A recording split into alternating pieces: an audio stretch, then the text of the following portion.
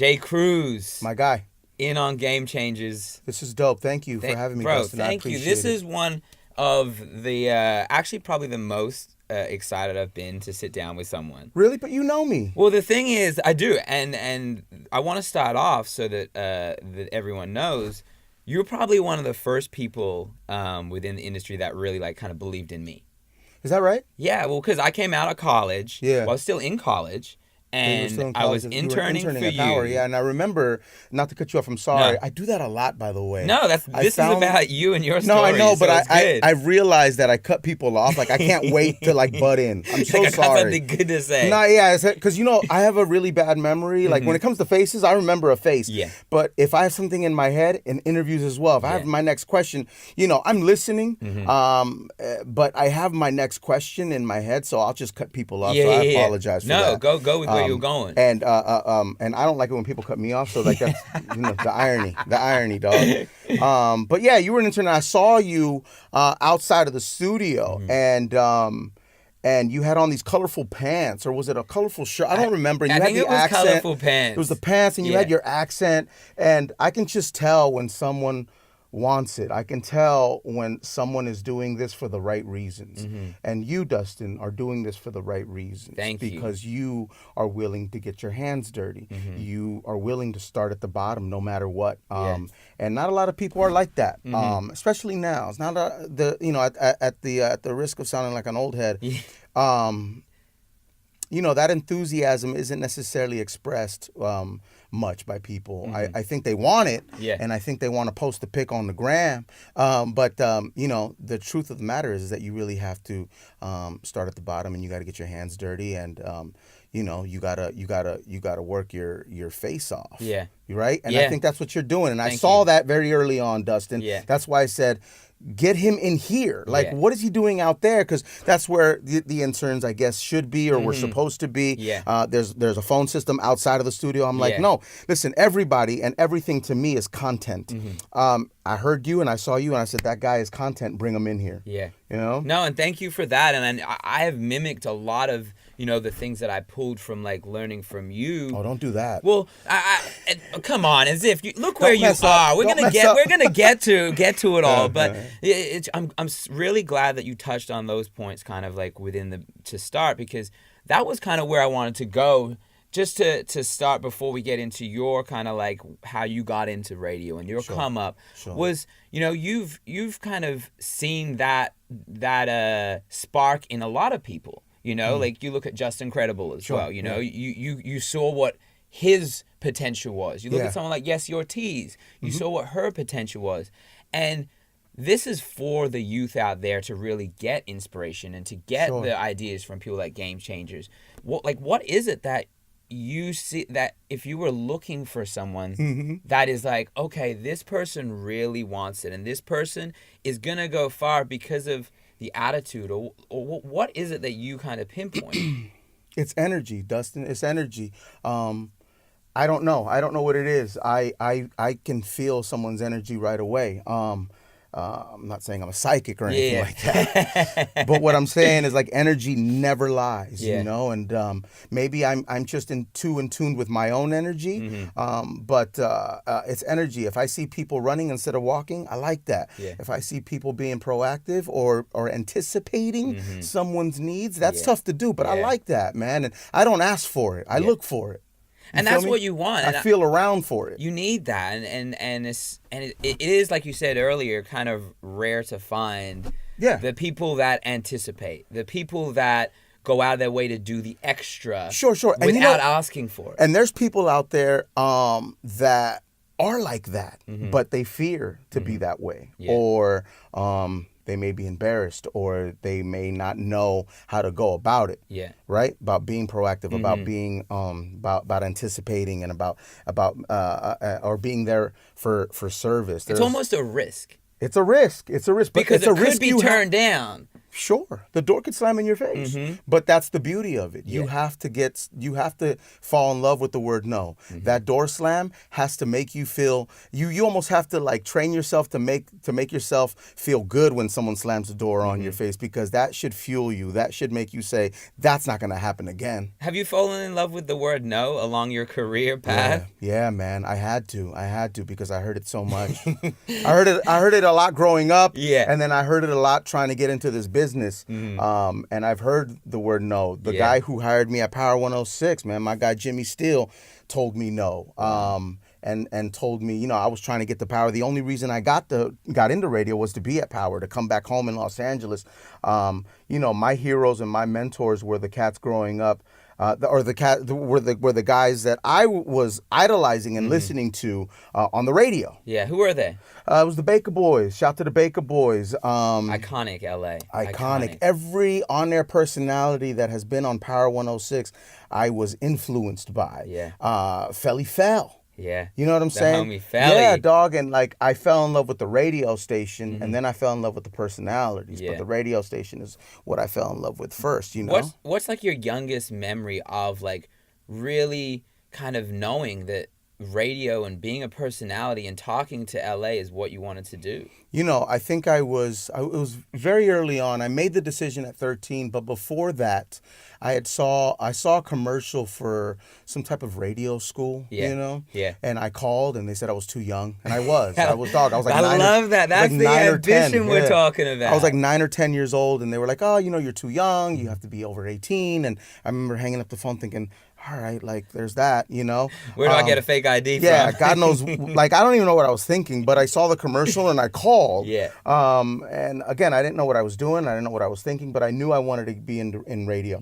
When I heard Power 106 and they were playing hip hop, and then I heard the personalities, I thought to myself, this is it. This is what I'm going to be doing for the rest of my life. What's your first move to like? Obviously, you call this radio station, this radio school, and you're kind of like, oh, that'd be a great way to get in. Radio school, you know? Door slammed in my face. Door slammed in your face. Yep. No, sorry, you're too young. Yep. Where do you go from there to like really get it started, or at least kind of feel like you're moving towards that goal of yours? Sure. So I'm thinking I got to get on the radio somehow, but I was, growing up Latino, you're told the truth a lot, and whether it's good, it's bad, or it's ugly. You know what I'm saying? My parents showed me the ugly side very early on, and I appreciate that because yes, it does. It makes you grow up kind of fast. But you get all sorts of knowledge by that, and it makes you tougher and it makes you smarter. As a child, when you're spoken to a certain way, or you're shown certain things that kids shouldn't necessarily see, or growing up in the neighborhood that I lived in, right? Growing up in North Hollywood and Van Nuys, not the best neighborhoods. You see and hear a lot and feel a lot of different things, So I thought to myself, I was very honest with myself very early on, and I thought to myself, how do I get started? I had no idea. I couldn't speak to anybody. I would call the radio station and speak to like DJs and stuff like that, but that was it, and I was almost scared to ask them for advice because I'm some dumb kid and I'm wasting their time. That's how I felt. It's crazy because at the time when you're in that position, you feel like that's how they would think, but and I see now I know. Now you know that they would be like, oh, the person that I'm speaking to, there's a light bulb goes off. Hey, this kid wants it. And that did happen. So what happened was I used to call Power 106 and try to be a guest DJ on in the afternoon with the Baker Boys, right? Yes. And they would put me on, and every once in a while they would have me like say stuff, and I didn't know why. Now I know why. They recorded it and they would run it later, right? Or insert it into their imaging. I remember I heard myself on a piece of imaging once because when you would call Power and if it would ring too much, it would send you to a voicemail, and it was like the on-air personalities. Yo, leave a message for Power 106. I'm like, yo, I love Power 106. I love hip hop. I heard it like a couple weeks later in the imaging. Wow. And I thought to myself, oh my God. What's that feeling like? It was insane. It was insane. I thought to myself, oh my God. Like I've made it. I'm on the radio. Well, I'm on the radio like, okay, this is what I really want to do. So what I needed to get started somehow, right? Yeah. So I started doing mock radio shows in my bedroom with Justin Credible. I invited him, and we went to school together. We were very, very young. We were teenagers, and I said, yo, like, you and me should be on the radio. And he was like, for real? And I'm like, yo, and I asked him what he wanted to do, and he's like, I want to produce music. Yeah. Crazy, right? Yeah. So I'm like, dude, you can do that. If you know what I mean? But we got to get in. We got to do the radio. I had no idea what I was saying. You're the best salesman. I must say. I'm trying to sell it to him. Yeah. And, we're friends, so he trusted me and he believed that we can do this. I said, come to my house and we'll record in my room. So nobody's listening to these tapes or, these recordings. But we would record as much as we could, and we saw that as practice. Yeah. And it's almost like sparring, So we would record these radio shows, and then eventually we got like a DJ, shout to DJ Gusto, Scam Artist, and it was just us three, and we were on the radio. And well, in our heads, we were on the radio. We were doing a mix show, and we would do it out of my bedroom, out of Justin's bedroom, or we would go to Gusto's, and because he had the turntables. I remember Justin had one turntable, and we were lit off of that. Yeah, I had microphones. We were lit off of that. Like, hell yeah. took 3 people to do this show, but we did it. Right But we would record ourselves and we would listen back. Yeah. And then that's how I got started. That's how I got used to like hearing myself.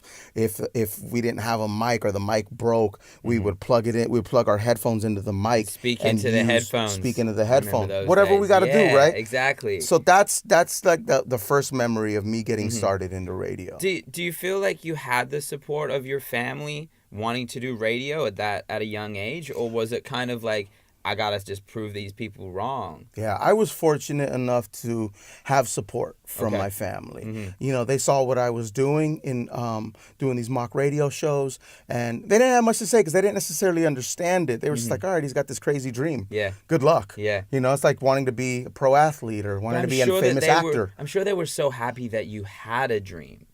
Because a lot of, like you said, in a lot of inner cities and a lot of places in especially Los Angeles, there's no people pushing kids to have dreams. It's like, this is what you do, this is how we move forward, and that's just how it is. But you found this spark and this light in radio somehow. Yeah. And being Latino as well, you have family that installs their fears into you because they're scared for you. They're not hating on your dream or anything like that. At least I don't think you to get hurt. They don't want you to get hurt. They don't want you to fall on your face, but you have to. You have to get hurt. You have to fall on your face.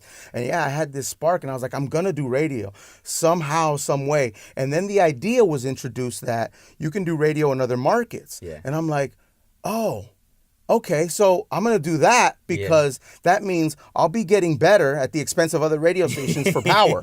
That's how I thought about it, right? Yeah. I didn't think about money. I didn't think about leaving family. I didn't think about it all. I mean, listen, we got a job opportunity, Justin Credible and I, we met these people. I met these people during high school or during my high school run, during my senior year in high school. There was a community college right across the way, and it was Valley College. And I needed some extra credit to graduate, right? So I took a broadcasting class because I knew that's what I wanted to do, right? Broadcasting class. I met these 2 people. They were doing a radio show. At the time, they were called the Flavor Camp. And shout out to Jeffro and Kool-Aid, who eventually became Johnny Cuervo and Kool-Aid, and Kool-Aid was on Power, and so was Johnny Cuervo. Yeah. And they gave us the last half hour of their show. Huge at that stage. College radio station, which is major to us. We're like, you've been in the bedrooms doing your radio shows. Now, listen, it's a college radio station, but it's a real board. It's a real microphones. Board. Yeah. Right? And I'm just like, wow. Thinking about it now, it was pretty, like, it was old equipment and stuff like that, but it was equipment nonetheless. It was equipment. It was, to me, it was professional equipment. And I'm looking at Justin like, we get to do this. Yeah. So we do that. They gave us that shot, which to this day I'm just so thankful and grateful for, man, because they didn't have to do that. They got an opportunity, a job offer to move to Fresno. Now, Justin and I know for myself, I had never left Van Nuys, North Hollywood, dog. LA. I just, Born and raised in the city here. You don't leave, you know what I'm saying? This is it, you know? And there wasn't like vacations and stuff like that growing up. My parents were too busy working. So, so that was that. They had a bunch of mouths to feed. So I'd never lived in Fresno. I know that I knew that we were graduating high school, and I thought to myself, we got to do this. I look at Just is like, let's just go.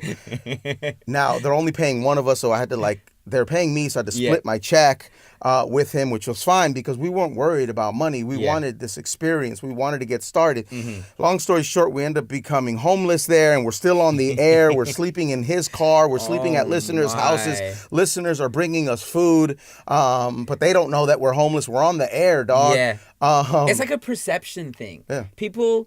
Now, we could have gave up, though, Dustin. Of course. We could have said, listen, let's go home. We're 18 at this point. Let's go home. We have moms and dads that'll feed us, that'll tuck us in and feed us and tell us, let's figure it out. It'll be okay. There was no option. There was no other option. We couldn't go home. That's what separates, I think, the game changers and the greats out there is you don't give yourself another option. Because when you give yourself a backup plan, a B plan, it means you're planning to fail is what I think. Fail. It's like, if I fail, I'm gonna go do this. Yeah, I always have that, which is all good. If you have an education, which I don't, right? High school education, that's it. But if you have a degree, yes, you can fall back on that, and that's a beautiful thing, man. Yeah. That is so important. If you have that to fall back on, which is great. But I wouldn't necessarily think of it as something to fall back on. Is if I have this degree, how do I incorporate it into what I'm doing now? Exactly. You know what I'm saying? But yeah, a lot of people say if you have a backup plan, you're planning to fail. Or if you don't plan, you're planning to fail, right? All my eggs were in this basket. There was no other option. I had no other idea. Yeah, I thought to myself, man, once I get on the radio, I'd love to act, right? But radio was the focus. Once I get on the radio, I'd love to do comedy, right? But radio is the vehicle. I always say this, man, no matter how your life elevates, you never give up that radio show if you've been doing radio. Yeah. Don't give up that radio show, man. Because it's your platform. It's your stepping stone to maybe whatever else you want to do, but you got to be true to your roots and understand the value of what it is. Yeah, and it's very valuable, and you have to see it that way. Yeah. And you have to, the people who hire you believed in you, and it's disrespectful to be lazy. Yeah. If they believe in you, then you have to now earn it. Yeah. When did you realize that, obviously you knew that radio was what you wanted to do.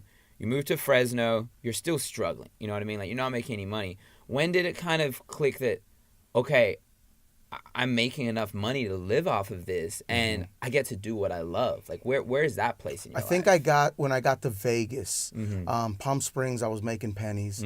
Fresno, we were making pennies, and we were trying to make it up in other ways. Yeah.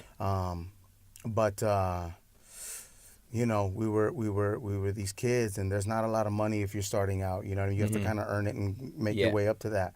But I think when I went to Vegas and I did overnights, and they were like, we can only pay you $22,000 a year. Now think about it, $22,000 a year, dog, is, that's not much, But I was like, wow, that's more than the money I was making in Palm Springs. Yeah. I'm like 21. I'm like, yeah, let's do it. Yeah. Wow, right? It's $1,000 for every year I've been alive. Yes. Pretty much, dog. Yeah. So I'm like, wow. I'm like, okay, and I'm thinking it's Vegas, I'll get hosting gigs, I'll be all right, know. And it was tough still financially. It was very tough, for a few years. And then once I started moving up and I started doing nights, it got a little better. And then I started doing afternoons, it got a little better. Mornings got a lot better, And I think Vegas, I realized all right, I'll be okay, but I still have to earn this. I have to earn what he's getting. I have to earn what I think they're making. That's so important because I feel like, especially and once again, I hate to feel like an older person looking down on the youth.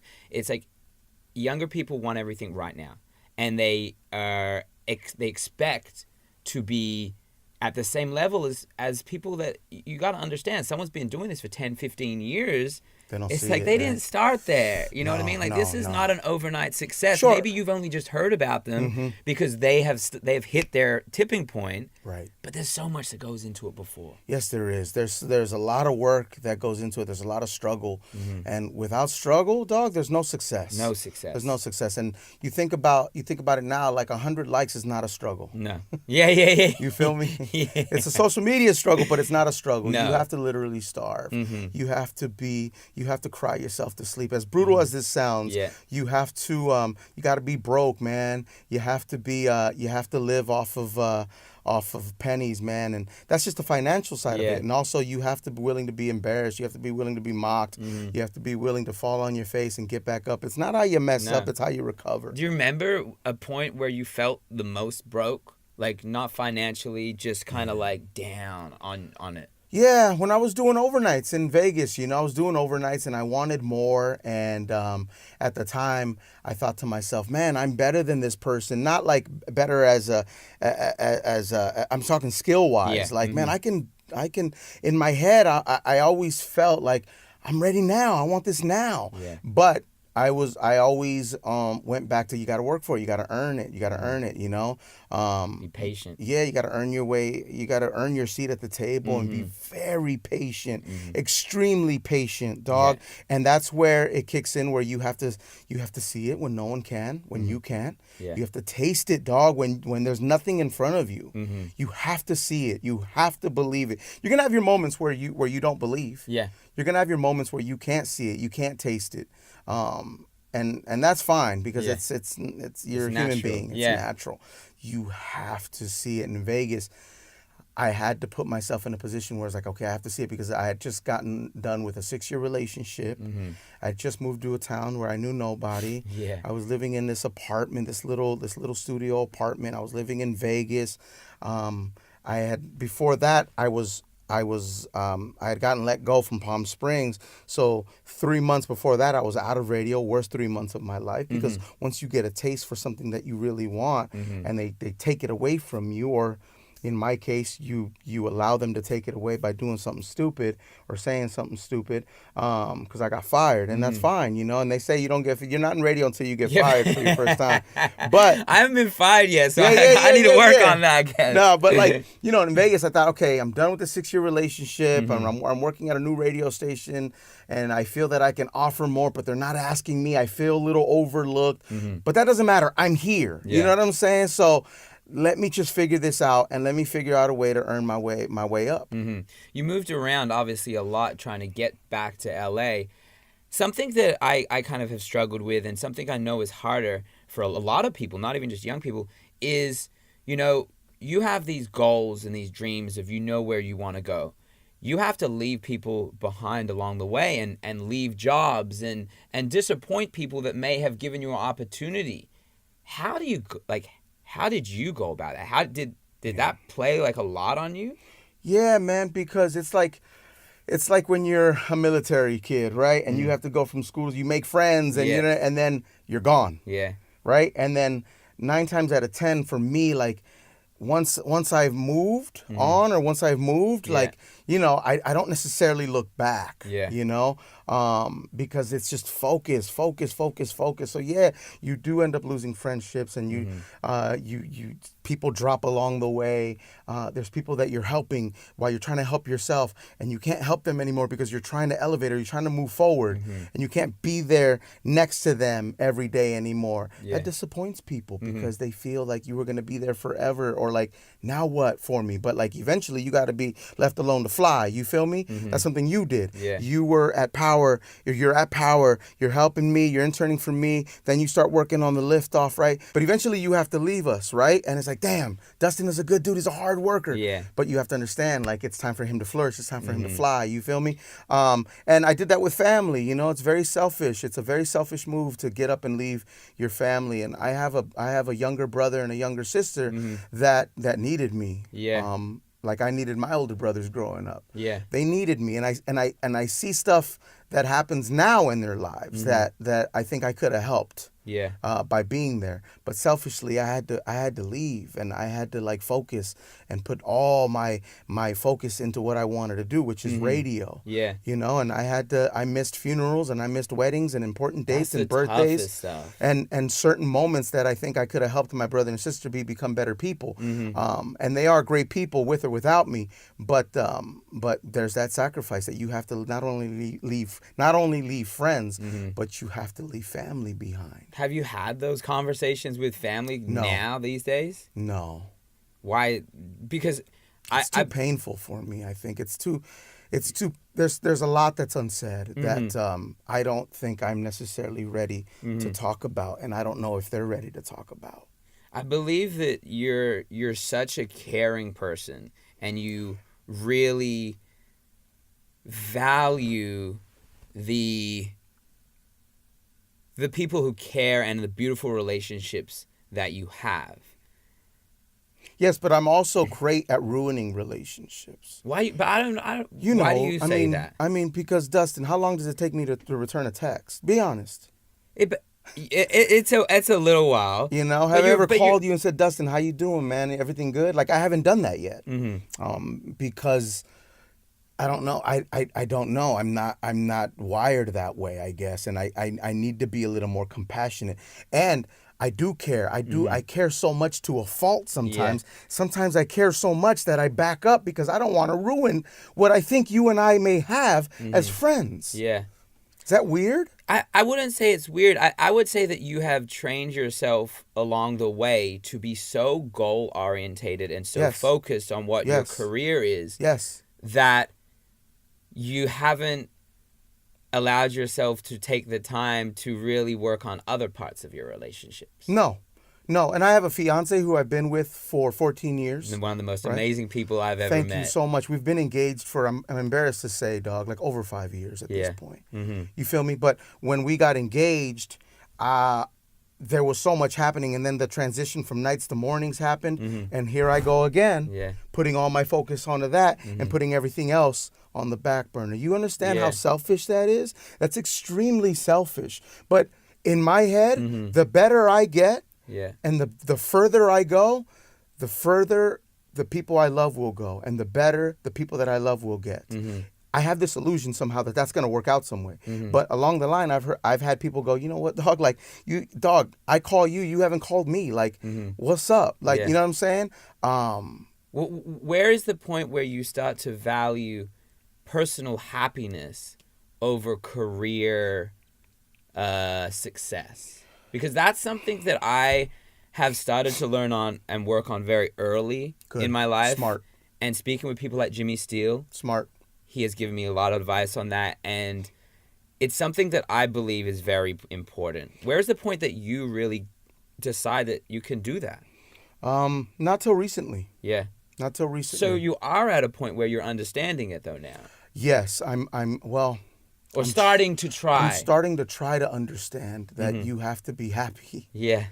You know what I'm saying? In order for everything to work. Yes. And I don't know. I don't think I've been happy since like the 3rd grade. Wow. Yeah. And I've seen a therapist about it, and I've learned that I'm an introvert as well, and I've learned that I want to get invited to things. I just don't want to go to them, but I do want to get invited. Of course. But I'm an introvert, and that's okay, which is crazy because I'm on the radio every day. You know what I'm saying? But I'm learning now that, with my son who's about to be a year old. Congratulations. Or a year old by the time you watch this. Man. My little guy, Cam, and my fiance, in order for my home to be happy, I have to be happy. And it's tough because I'm never satisfied. Yeah. And I'm never all the way happy with things, just because I'm my own tough critic, my worst critic. And, but I've learned that I have to be nicer to myself. Important. Man. Important. I've hated myself for so long, and I have to realize that in order to make other people happy, I have to be happy. The most important. You feel me? So, but with that is now I'm also learning time management, right? That also can make you happy. Yeah. Learning to say no and not feeling bad about it. I've said huge. Yes to everything throughout my entire career, and it's tough because it's a battle that I fight with, because saying yes to everything in my head got me here. Yeah. You feel me? At the position that I'm in. Some people think, why does he deserve that? Or he doesn't deserve that. He just got the power. But it's like, man, what you were saying early, everything I did, years and years, led me to this. Yeah. You feel me? Most people don't understand or know that. Exactly. But how does it feel to be able to understand, to say no? Because one thing that I've learned from being around successful people is it comes a time where you've said yes for so long to get you somewhere. Sure. You have to say no to keep you there. Right. That's right. That's right. So how does it feel I wish I knew that Mm-hmm. very early on. Mm-hmm. You know? How does it feel for you to be able to say that now? It's tough. It's tough to say no because I'm just so used to saying yes. And I honestly, genuinely want to say yes, but I have to make every decision with other people in mind now. Yeah. I have a squad. I have a team in the morning that I appreciate and I'm so grateful for. I have a fiance and a son at home that deserve my time. Yeah. I have family at home that deserves my time. So it's still tough to say no, Dustin. Yeah. And I'm still trying to learn how to say no. And But it's important to say no, Of dog, course. because you have to value your time. I'm at a point where, dog, I've been working hard my entire life. I think my Yes. first job, I was 13 years old, and I hadn't stopped working since, right? But now I think you have to work smarter. Exactly. You can still go hard and work hard, but work smarter, my G. Yeah. Do you understand? I think you're one of the most humble person that I know. To a fault, maybe. To a fault, and I honestly believe to a fault, to a degree. Do you understand where you are? The position you hold. You hold this morning show, iconic station in Los Angeles, that the person before you that held that position, Big Boy, had it for 20 years. And you heard on the radio and listened to. Do you understand that you are at the pinnacle of radio? Mm-hmm. And yet you don't act. And I'm not saying that you should go out and act as if you're the like, you know who I am. Sure. But to some degree, there's a huge level of respect that must be given because of the position you hold and the struggle you've gone through to get there. Dustin, in my mind, I'm still auditioning for the morning show position. But you're not. It's I'm yours. not, and it's mine, and that's a scary thing. Mm-hmm. It's a scary thing, and they're with this position. And with these call letters, I represent the logo first, man, before I say who I am. Of course. Because I fell in love with the radio station. I fell in love with those call letters. KPWR became a second family to me without them knowing it. Yeah. Those DJs became my mentors without them knowing it. I do understand. I understand. That's why I'm very sensitive about it. I understand that I hold this position and that somehow I was next. I told myself I was next when I was like 14, 15, 16, 17, 18, 19, 20. Every year I would tell myself, I'm next. Yeah. When he's gone, when he leaves, I'm going to sit in that chair. I told myself over and over, and I believed it. I believed so important. I believed it, even when people would laugh at that. Even when people would be like, other radio people would be like, man, I want that. When I think to myself, man, you don't even know. Like, you talking to the person that's going to take over that. You know what I mean? And not to be cocky, but I had to believe it. I had to believe it, right? And now I believe it. It scares me every day. It scares me every day in a good way. Yeah. They say fear can motivate, and this is a fear that motivates me. I'm not scared to do the job. Yeah. I'm scared of not doing a good job. I want to do a good job, and I want to make people proud. I want to make Latinos proud. I want to make listeners proud. That's why I hold their attention and their time so close to my heart, dog, because time is something that's at the end of the day, when everything else is gone, that's all you have. So true. And that's all the listener has in the morning. And they have very little of it because we're competing with crying kids in the back. Yeah. We're competing with short attention spans. We're competing with other competitors on the dial. We're competing with iPhones that you can just plug in and create your own playlist. You don't need our playlist. They can get music faster than we can give it to them. You feel me? Yeah.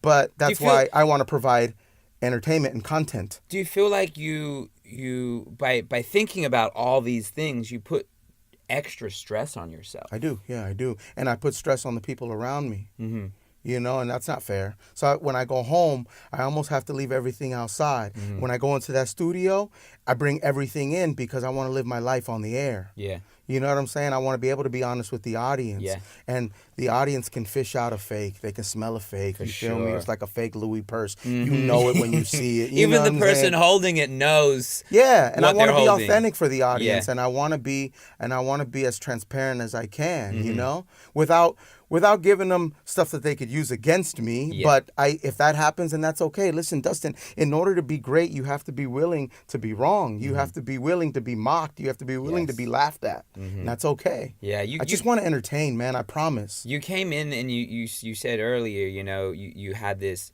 mentality of I'm up next. And I know that when that morning show position opened, you walked into the office of Jimmy Steele and you said, "Don't look for no one else." Well, I got a call, and it was scary. It was a Friday night, and the boss says that, I want you to, I want to meet with you at my house, right? Now, listen, I grew up watching mafia movies. That means I'm about to get whacked. You feel me? That means your time is done.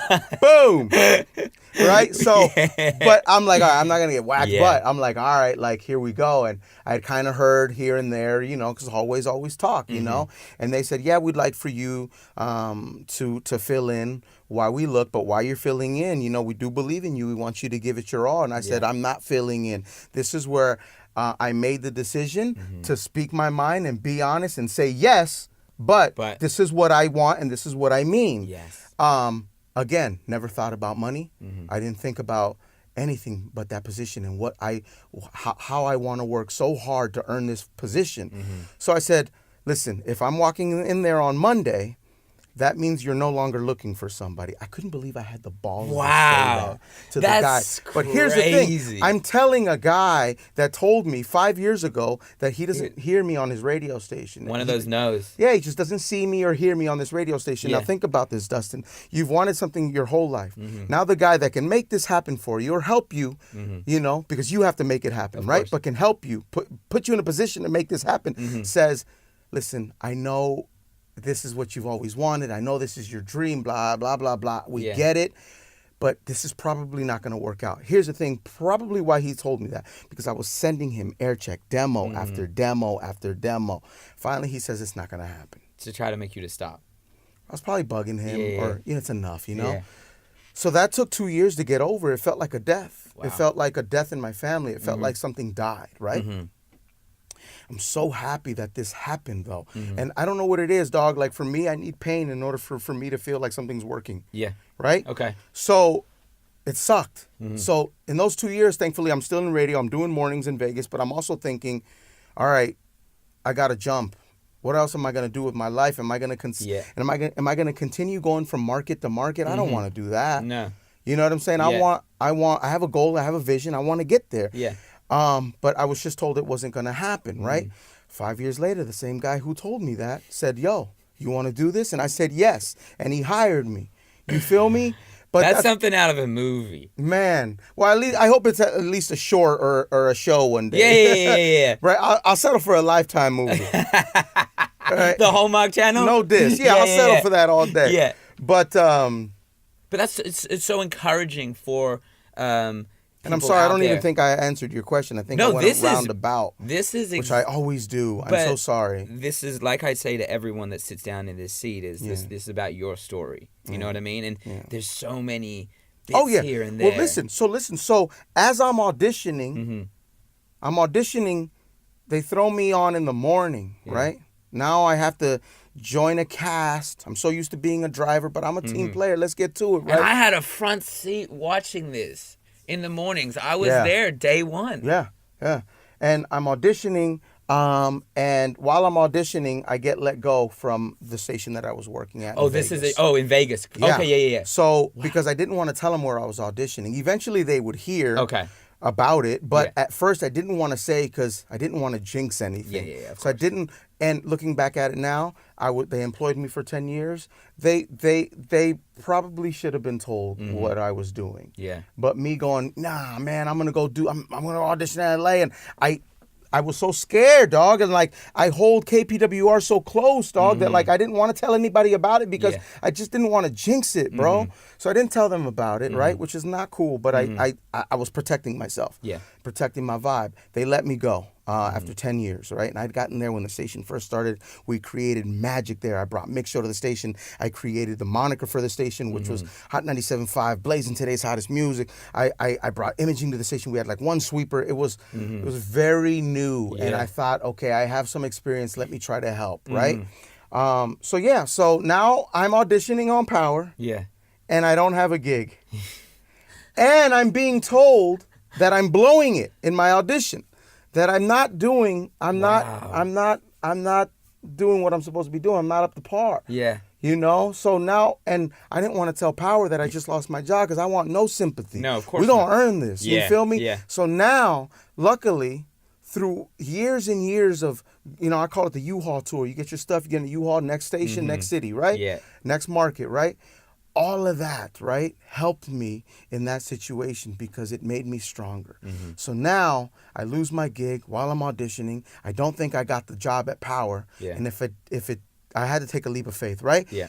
If I don't get the job at Power, I don't have a job anymore. So now what am I going to do? But now, all right, now it's back to all eggs in this basket. Yeah. Let's go. So now I'm auditioning and I'm trying and it's so tough. Yeah. And it didn't work out in the audition for the morning show. They said, what do you want to do? I said, what I came to do, I want to do nights. Yeah. I auditioned on at night. And I got offered the position. And I couldn't believe it, you know. I was at a grocery store in Vegas. I was back home now. Yeah. And I'm at Albertsons and I get a call from Jimmy. Or I call him. Yeah. And I'm like, are we doing this? You know? And he was like, I don't know, man. I honestly don't know. It's like that relationship where you're with a girl, just kind of like, are we doing this or not? We need to make up a decision. Yeah. I hit Jimmy with the what are we? You know what I'm saying? What are we, bro? You my boss or not? Yeah. Put a label on it. Yo, like, what's up? We've been dating for years, we can't put a ring on around his finger. Like this no longer. Yeah. Make an honest man out of me. So I said, what are we doing? And and he was just like, I don't know. And I said, Jimmy, I'm ready to kill for you. You know what I mean? Yeah. I'm ride or die for this radio station. I know you're a mobster out there in LA, Jimmy. I'm willing to kill for you if we need it. You feel me? Like, there is no other person that wants this as much as I do. Yeah. And there was this big gap, of silence. And I was like, hello? And he was like, do you really want to do this? I said, more than ever. Yeah. I said, I want to do this. And I started cursing. I was like, Jimmy, I want to fucking do this.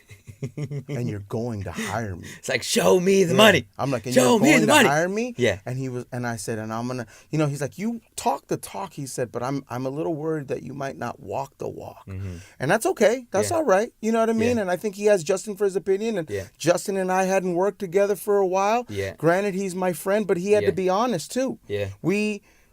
We hold our positions at Power very serious. Of course. You feel me? Yeah. And even as my brother, he had to be honest with me and him. And we had tough conversations like, yo, Cruz, I don't know if you can do this. Yeah. And Jimmy said, you've been in Vegas for 10 years. Yeah. To me, that seems like you're lazy. And I never thought about it that way. I thought I was being loyal. But he's right.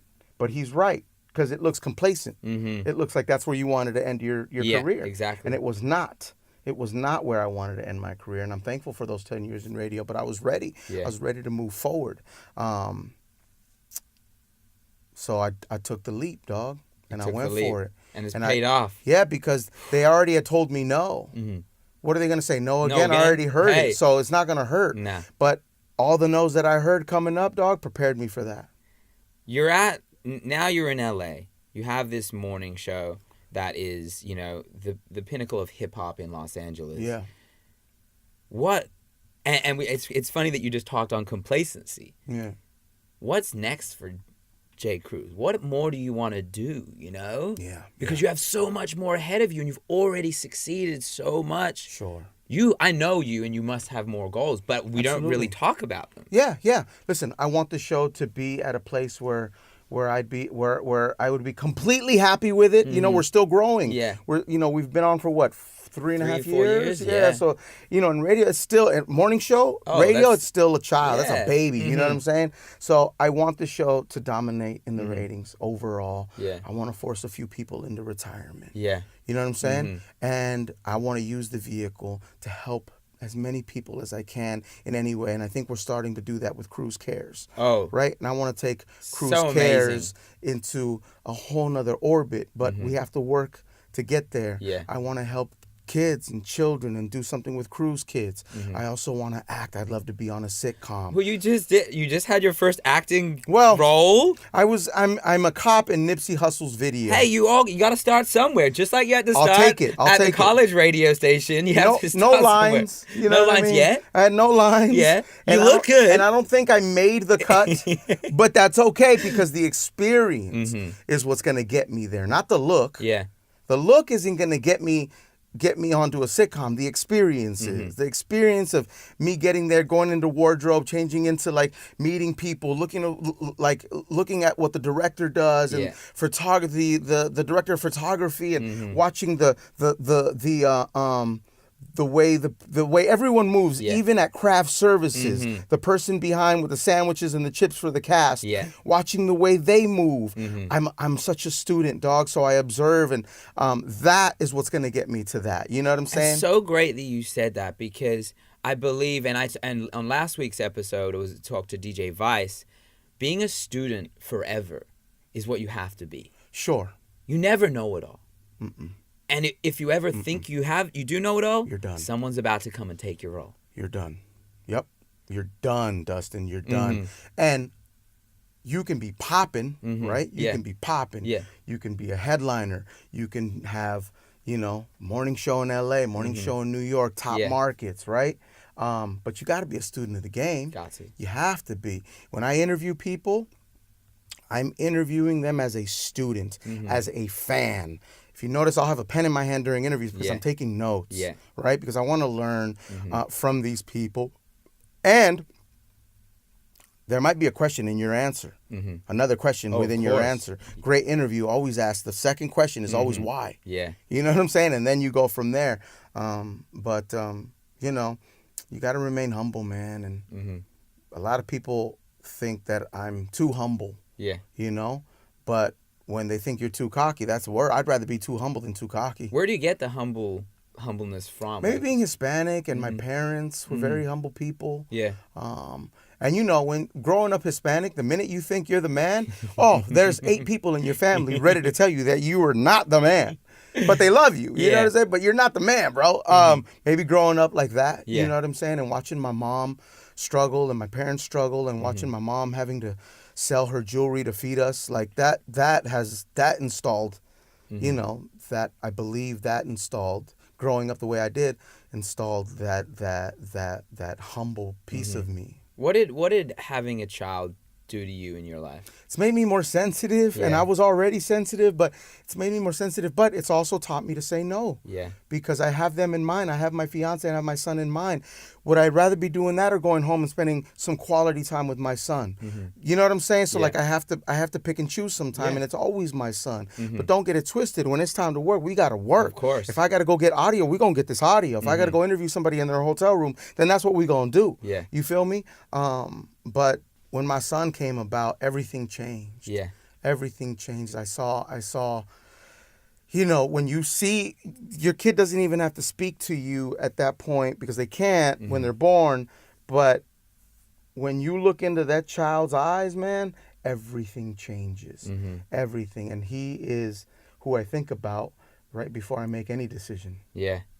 Because it's going to affect him. And it's going to affect my fiance, and it's going to affect me. Does it give you more drive? Yeah. To succeed? Oh, dog, does it? It drives me more than ever. It drives you because, he's young. He didn't see the grind that I put in. I'll tell him about it, right? Yeah. So now he gets to grow up, and I want him to see that same grind I had before he was born. So now we got to go harder. You know what I mean? Yeah. So he sees that, and I want him to know the good, the bad, and the ugly like I did. And I want him to know that you can't just want something. You're going to have to earn it. And you're going to have to believe that you really want it and pray for what you want. And once you get it, just know that it's not always what it seems. Yeah. But you have it now. You have it now. So make it what it seems. Yeah. Where's I talked with Justin before this to kind of, because Justin is, obviously such a close friend of yours. He's my... we say we're brothers, right? Yeah. He's my only friend. See, this is the thing. Like, I'm so introverted, and I was this my whole life without knowing it until I really went to therapy. But he's the only other person besides my fiance that really knows who I am, that I can speak to in a way that I fear speaking to anyone else because I fear of letting people in. Right? Not on the air. Yeah. On the air, I'm not that way. I want people in. I invite everyone in. Yeah. Privately, it's a little tougher for me. Do you get a rush on the air? Yeah. It's such a high. Yeah. And what's crazy is the other day I was shaking after a break. Yeah. Right? And that told me, man, we still got gas. Let's go. Like, Yeah. bro, this is so good because, and not that I felt like I was losing gas or none of that shit, but like, you know, when something like that, when you get that shake, and that could be something different for you or for anyone else, right? But for me, when it's that shake, I know it's like, whoo, like it's just, it's that high, it's that thrill, it's that energy, dog. And there's nothing like it. Even now when I talk about it, my voice goes up because it's the one thing that I love, dog. And when it gives back, it's amazing. Is it tough though when you walk out of that room because you're obviously on a come down? I talk to Justin about this sometimes. You're normal. And it's like a drug. You want that again. Oh, when you go home too, you almost have to like give yourself some time to decompress because we're performing every day. We have to produce content every day. Yeah. Right? And if you're a tough critic, if you're hard on yourself, now you're going home and you're beating yourself up over what you could have said, what you should have said, what you should have did, or if you had a tough interview, you interview somebody like Yachty who makes you work for answers. Yes. But you have to look at that as a positive as well because know, cats like Yachty and other cats that were quote unquote tough interviews, you have to look at it as like, man, that's like sparring with someone very tough. Yes. That's making you better. You know what I'm saying? But you have to look at situations like that, man. You can't allow a tough situation to beat you. Yeah. Nah, man. Look at it as, dog, that just made you better because it didn't kill you. We're talking about interviews now. It's a perfect time to really bring this up. I didn't know about it until I spoke to Justin. You interviewed President Obama. I did. I had an opportunity to interview Obama early on during his presidency. Yeah. And he was calling for, he was backing up somebody in Nevada and it was voting. So he was backing up his boy, right? And we had like one question. I had one question. That's a tough. You have because he has an agenda. Yeah, of course. So it's like, good morning, Mr. President, and then he has to give his agenda and talk to the listeners about what he's on. Yeah. What he's on the show for. Yeah. Right. It's not like to shoot the shit or discuss an album or a project or who are some of your features. Yeah. Don't play 6 on 6 with President Obama. Can't do it. Right. So like he has an agenda. Right. So they're like, you have one question if that.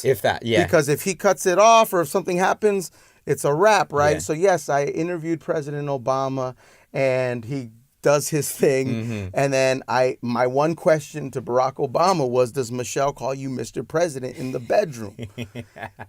And he was like, no, but she does call me other things. That's the worst Obama ever. Wow. And I get it. But he was like, no, she calls me other things. And I was like, good enough for me, Mr. President. Thank you. We giggled and I was out. You know Deuces on that. It's the president of the United States. Yeah. And then I got to speak to later on, doing mornings here in Los Angeles at Power 106. I got to speak to Hillary, who was running for president, and Bernie Sanders as well. Yeah. And I told Hillary Clinton and her I had a conversation with, and we were clowning Donald Trump, and I was talking about my mom's salsa. I said Donald Trump has the ass of a Kardashian. She flipped. But yeah, I remember that. Like being able to speak to them, but you get so nervous because there was just the president or people running for office or wow. Yeah. But at the end of the day, they're human beings. And that's what I want to do. I want to humanize the person I'm speaking to. And that's what you see because I'm so interviews. Full of flaws, dog. I'm so full of flaws, dog, that it's insane. But and not that I want to expose the flaws in the person I'm interviewing, but I want them to feel comfortable and I need them to feel like they're speaking to a friend. Who do you want to sit down with and interview and talk to and really like learn from? That's around right now. Kanye West. Why Kanye? Because I think he's so complex, and I think people are scared to have a conversation with him. I see TMZ, they kind of do it and he fights back or not necessarily fights back, maybe claps back or he has in the past, and he lives a very fruitful life. And I'd like to speak about how he's raised. I'd like to speak to him. I'd like to speak to Kanye about raising children, making a marriage work. Yeah. Keeping friendships. I'd like to speak to him about his vices. Yeah. I'd like to speak to him about what he thinks his flaws are and what he thinks about when he's not thinking. See, it takes a real... What he likes to eat. Yeah. Does he... what kind of weather does he like? Where does he like his thermostat at? I don't know. I'm crazy, dog. No. I want to speak to the human that is Kanye West. I don't want to speak to Kanye West. I want to speak to who he is. I think that's so important because, and that's a huge reason behind Game Changers is to really get an insight on who people are. Not what song do you have, not who's your idol or who's your mentor or whatever, who got you where it is. It's really learning about what makes someone tick and why, especially people like yourself, have gotten into positions of influence. And you believe, I hope you believe you have such an influence on Los Angeles. You speak to them every morning. Every morning. Every morning. Yeah, that's great responsibility, you're like the friend that you don't have, that they don't have. Well, yeah, according to listeners, Hispanic listeners, they're like, yo, you're like my cousin, dog. You're like my brother. You're like my tío, which is uncle, like you feel like a family member, bro, and listen, I'm not perfect. I'm not. And again, I'm full of flaws and, I'm normal to an extent, I think. But I'm a lot like you. I'm a lot like her, him. I just happen to have a really cool job that I worked very hard to get. Yeah. The coolest, exactly. One of the coolest jobs ever, man. And I get to work with people like yourself, and I get to see my guy Just Incredible, who, this is all we wanted. This is a Power 106 is all we wanted. Yeah. So that's why I don't act different, or that's why maybe there's I'm humble to a fault, because I'm just so grateful to be here, dog. Yeah. And I'm so grateful. I'm still that kid that just let me in. Let me talk on the microphone, bro, and I won't ask you for anything else. Yeah. Give me the headphones, please. Yeah, dog, because I refuse not to be that person. Yeah.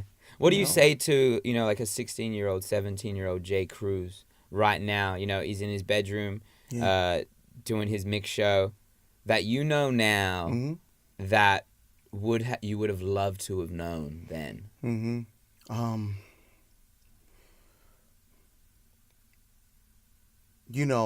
I'm so glad that I don't know what I know. I'm so glad that I didn't know what I know now, because I think it would have discouraged me. Really? Yeah, because it's tough, dog. It's tough, and coming up is tough, and people may think that once you reach a goal, it gets easier, it gets harder, it gets tougher. You know what I'm saying? I would tell myself to not listen to the negative, because I've been guilty of that. I'm a human being. I think we all have, and I would tell myself it's going to get harder, but it is getting better. It will get better. Stay focused, stay patient. Because there was a time where I thought that was it. Like I was going to move on. And I thought to myself, okay, now what do I do with my life? After Power didn't want me. But I had to go back and remind myself why I fell in love with this. Yeah. And granted, I fell in love with it at Power, but I'm like, can I be bigger than Power then? That's the mindset I was at. Yeah. I would tell myself to not lose focus. Talk to your family about what you're doing. They never knew what I was doing. Because again, I was just so focused, and I was holding it so close to me that I didn't want anybody ruining it. It's okay. It's okay to let people know what you want to do. It's okay to talk to people. It's okay. It's okay to feel discouraged and scared. It's all right, and always consider the source. That I had to learn later on. Yeah. But always consider the source. If someone's telling you it's not going to work out, consider why they're telling you that. Maybe it didn't work out for them. Their experience is not yours, my G. Very true. Jay Cruz, thank you so much for sitting down with me. That's it. What did Justin say about me? What did Justin, whoa. Okay, let's get down on Justin. Justin talked about you as being the person that he really owes. No, he doesn't owe me anything. Everything to where he is. I owe him. He said this, and this is me speaking from him. You said you really took him along and allowed him to find what he was passionate about and pushed him to a level where I don't think he believes he would have gotten to without the encouragement and without the mentorship that I believe that he sees in you. And I see a lot of you in Justin, in the sense of the way you deal with stresses, with relationships. And I think that's why you are so close together. And I think that's why, you talk about him being one of your only real friends. And I believe that he believes that too. And I say that because, listen, I have great people around me. I have some really good people around me. But he's just that friend that I consider like more than a friend. He's family to me. He's my brother. I have brothers, and he's right there with them. Yeah. Because of what we went through, the struggles that we went through, the no's and the doors that were slammed in our face. You feel me? But what he feels about me is what I feel about him. Yeah. Like, I think he's wrong. I think I should be saying that. Yeah. You know what I'm saying? Because, dude, it was a long, stressful, painful ride. Yeah. But it was also fun. It was also very beneficial, and we learned so much. Something I've always wanted to ask you, and I haven't really asked Justin, because sometimes you got to find your place somewhere. You guys work very close. We work very close to each other, so that could be tough. I understand. Yeah. You guys had to make the decision at some stage to separate. Yeah, he made that decision. He made the decision. He made the decision to leave. All right. Well, listen. I made the decision, not knowingly, but I made the decision when I cursed out a program director. We were working together. I cursed out the program director. I felt that I was cursing her out for us. Yeah. Which in my mind I was, but stupid move. Yeah. Looking back at it now, I wish I would have did that a little differently. So that's what happened. That's when we first split. Yeah. Right. Very early on we split. And then he moved to Vegas, got a gig there. Then I moved to Vegas a few months later, got a gig there, 2 totally different radio stations. Yeah. But I always thought, like, man, me and Justin got to get back to working together. I don't know how, but we'll figure it out. Plus, I think we needed that time to develop our own, on our own. Yeah. We needed that time to develop on our own. Yeah. So, the station that he was at flipped to, like, jazz. They were a hip-hop station. They were a competitor of ours. They were in the same... I had left to Monterey Salinas to help bring a station up, a startup, and they hired me to be the program director. I knew this consultant from Palm Springs, so I had left. Yeah. When I left, the station flipped. His station flipped. Yeah. He's still there because he's doing imaging production, so he still has a job. Yeah. The station that I was at, that I was helping. I wasn't helping, I guess, because we were fucking sinking. It was, but what they wanted to do was build the station and then quickly sell it, which had happened. Yeah. I didn't know that going The business side of it, that the creatives really don't understand or see or know. So I had to learn that really quick. If I wanted to be a program director, you're going to learn that. And I wanted to be a program director, so I'm like, let's do this. So it wasn't working out, and I remember getting a call from my Vegas program director, and they're like, our night show just quit. Do you have anybody over there that I can take? And that happens all the time. Yeah. And I said, listen, I'm really happy here, which I wasn't, but I wanted to come back with some leverage. Yeah. Right? So I'm like, I'm really happy here, but I'm willing to come back. Yeah. But I need a few things. Yeah. And again, I wasn't asking for more money. Yeah. I was like, I need a title because I was a program director. At least music director stripes. Yeah. I want to bring my friend Justin, and I want to do the night show with him. And they were like, sure, go for it. Yeah. Hold on. I'm in my office. Other line, call Just. Yo, Just. Like, we got to do this. Yeah. They said, like, you got to quit that gig. They flipped anyway. It's not what you want to do. You get to be back on a hip-hop radio station. I'm coming back. And he was like, hold on. When he came back, I just put in my 2 weeks. I said, bro, I go, hold on. Boom, jump back. Yeah. I'm like, yo, we're in. We're in. They were like, great. Then we ended up getting a little more money, and then we also got to bring on someone who was already fired from that radio station and worked with Justin at the other radio station in the same market, and his name is Franzen. And we said, DJ Franzen has to be our mixer. Yeah.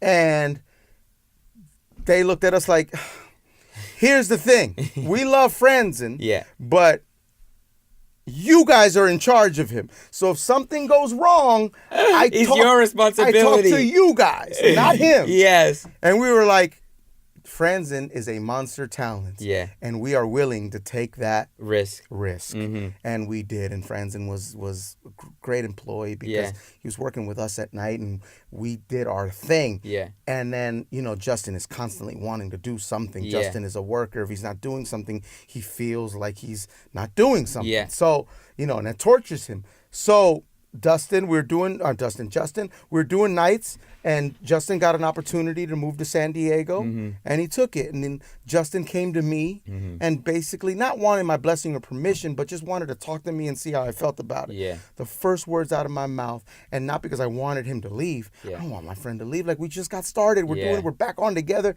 And I was like, Justin, go do it, man. Go do it. Go do it. That's a huge thing that I learned from you, is that not everyone's goals and dreams are the same or are in the exactly same place at the same time. Sure.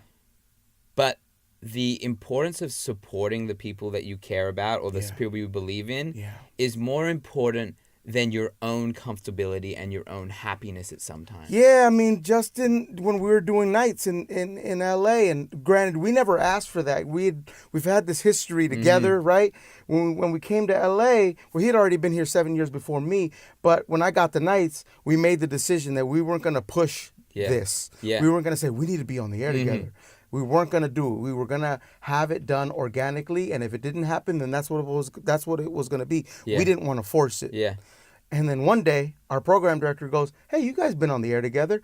Be on the air together tonight. Let's see what that sounds like. And we looked at each other like, it's on. It is. No, I think they just told me, and I went into the other room, Justin, in his office, and I was like, we're on the air tonight. And he was like, what do you mean we're on the air tonight?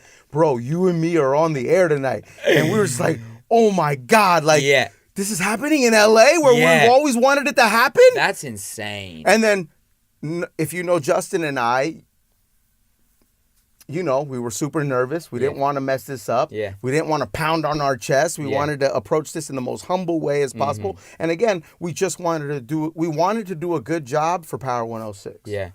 That's it. We wanted to walk away knowing that we did a good job for Power 106. Justin and myself, we put so much in front of us or before us. You feel me? Yeah. That sometimes others' happiness depends on our happiness.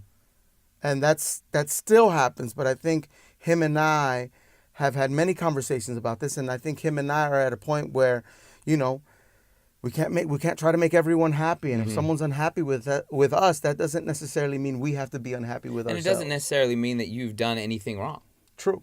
Very true. You're just making decisions that better your happiness and allow you to achieve your goals and what's important to you. Very true. And if you want to be great, again, you have to be willing to be mocked and laughed at and to make bad decisions, dog. And to own up to them and be like, my bad, I'm not doing that again, or my bad, I didn't mean for that to happen, or you know, I still make mistakes every day. You know what I'm saying? But you know, you have to be okay with that. So Justin has the conversation with you when he moves down to San Diego. Yeah.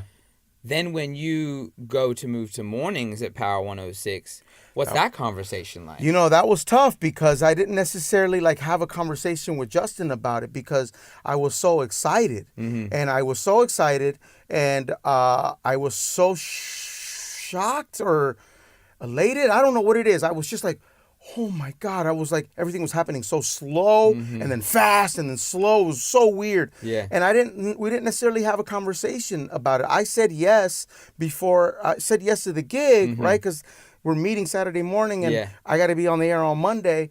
And I said, I'm doing this. And I didn't necessarily have a talk with Justin about it. And I think there's just that understanding. He knew. And further down the line is when we started having a conversation about the move. Yeah. You know, my brother, like he understood. There was very little words said about my move and about us breaking up again, or like us not breaking up, but like us, you know, us splitting or whatever, as a team. But he knew what I wanted. He knew, and he knew that that's all I ever wanted was that chair, to be in that position at that radio station. Yeah. He knew. So there was nothing but support. Who else do you go for support just now? Justin, that's it. Yeah. Yeah, man. What about your fiance? Yes, I go to her for support. Hers is a different support. I don't want to put too much... I don't talk to her the way I talk to Justin because it can get very scary. It can get sad, or it can get, I don't want to put my pressures onto her Mm-hmm. because she's a different type of support. She is the person that makes me feel safe. Mm-hmm. Justin makes me feel brave. Mm-hmm. Diana makes me feel safe. Do you think that she knows that you don't completely Yeah. open up on that? Yeah. It's so unfair, but she's in the past she's called herself number 2 to my life in my life. Mm-hmm. And I she's right. Yeah. She was right. Mm-hmm. That's important. And you don't have to edit that. You can leave that. No. She was right. Mm-hmm.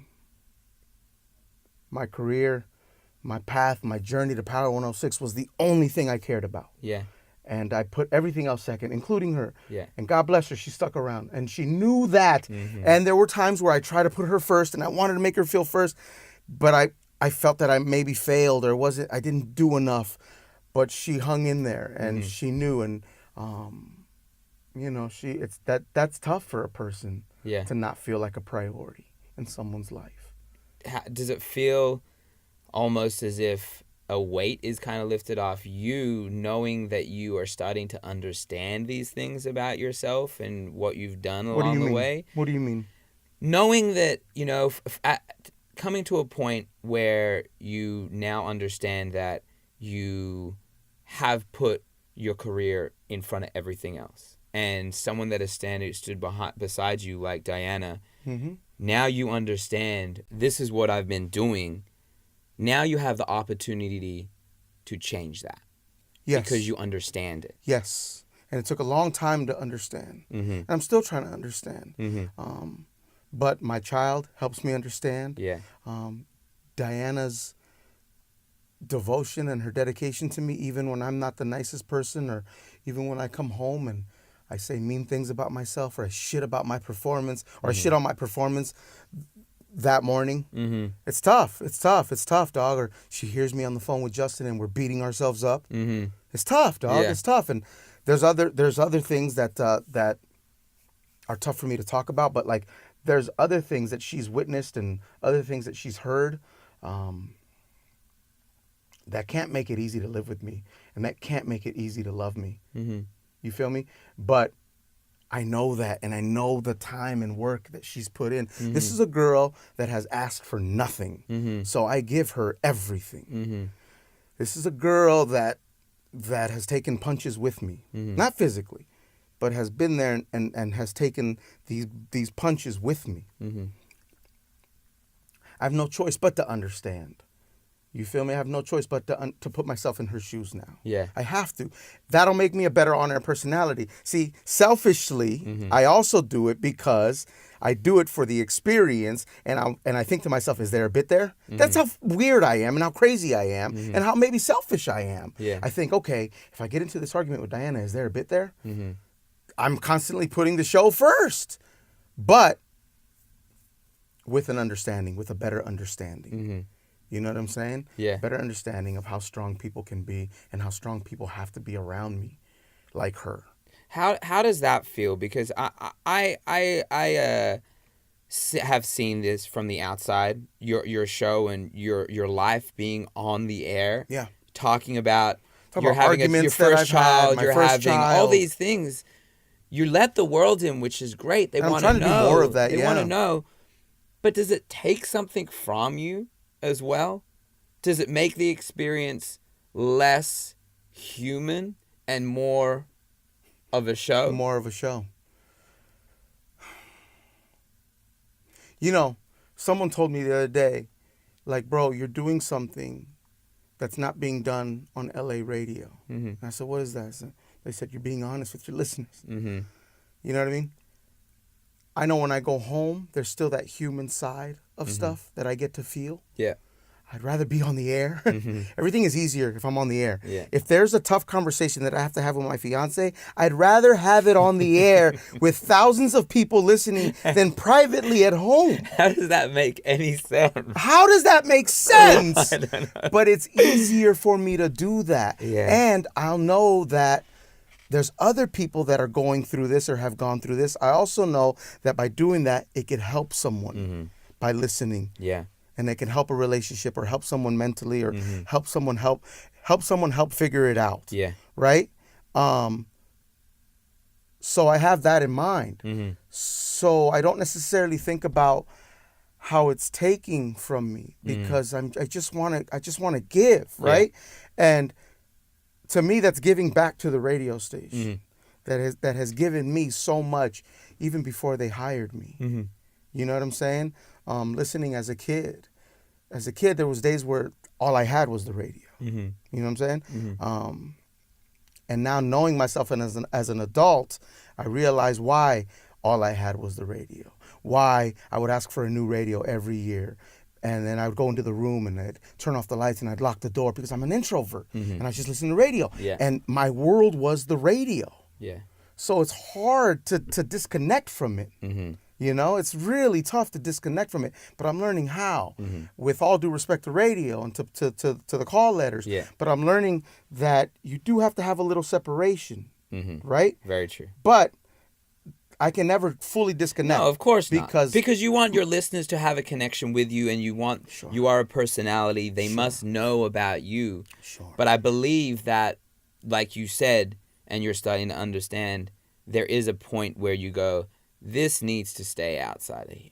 There's certain things where I'm like, okay, you know, not everyone needs to know that. Mm-hmm. You know, but for the most part, that's very minimal. For the most part, it's let's go. Mm-hmm. But there's also the creative factor. How am I going to bring this up so it affects people the way I want them to affect, or how am I going to communicate this on the air, right? Mm-hmm. Because a lot of people listen to what they think they want to hear. Yeah. Or what they want to hear, right? So how do I put this clearly so there's no room for error, there's no room for speculation. This is flat out what it is, right? Because I don't want to confuse the listener. The listener has to, so you have to be creative on how you bring your life on the air as well, you know? And there's times where I'll be talking crazy about my fiance, and I've given permission to the producer, Garcia, be like, oh yeah, well, bro, you've been talking this way? Your girl's been listening this whole time. She's on the phone. You want to talk to her? I have no choice now. So now my fiance jumps on and says, really? That's how you feel? And she, you know, she's yelled at me on the air. Not yell, but we've had like, you know, otherwise uncomfortable conversations, but it's not uncomfortable on the air because it's more uncomfortable when you go home. Yes, on the air it's not uncomfortable because I have people listening. Yeah, I have my team there, and I know I can turn it into something. Yeah. At home, I'll probably either just get upset about it, or say I need some time and leave, or like whatever. Like, I'd rather entertain. Yeah. Well, that's what you are. You're.